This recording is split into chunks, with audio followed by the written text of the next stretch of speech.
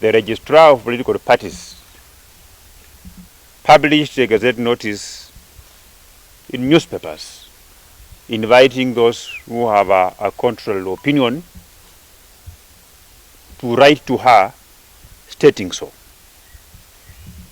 We have more than 150 senators and members of parliament who have written letters or petitions objecting the names that were suggested. From where I sit as a member of parliament, this means that those who attempted to bring a coup in the ruling party Jubilee were daydreaming, and the registrar of political parties' hands are held tight by the law, that those attempts should be declared null and void. Because we have more than 150 members of parliament, more than 30 Kenyans of goodwill who have written to the registrar of political parties declaring that whatever Murathe and his group and other characters were doing was against the law. We as a Jubilee Party, we have been holding meetings online for very many years, for very many days. When this matter was brought up again, we have had a meeting, and we have three options.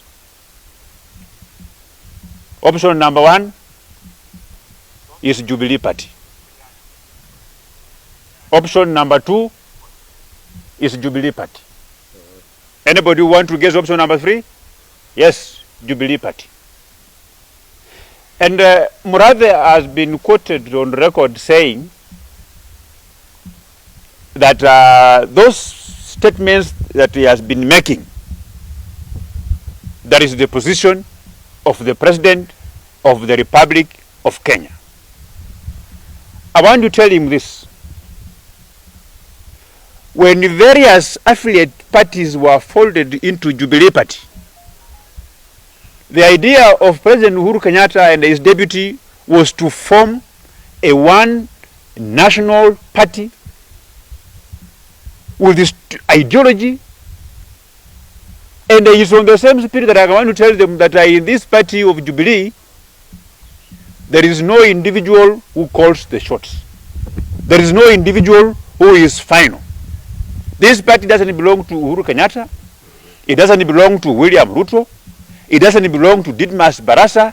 It belongs to millions of Kenyans who have a stake into this party. Jubilee Party can only be likened to ANC in South Africa. You've seen ANC in South Africa even summoning the president to respond to a number of issues. So those who are saying that an individual can speak on behalf of the party, those are daydreamers. And I want to tell the country and the Mlembe nation that Murathe and Atwoli, they represent 10 years back from today. But Didimas Baraza, Oscar Sudi, and very many young people of this country will represent today, will represent tomorrow, and will represent 40 years to come. And I want to challenge His Excellency the President.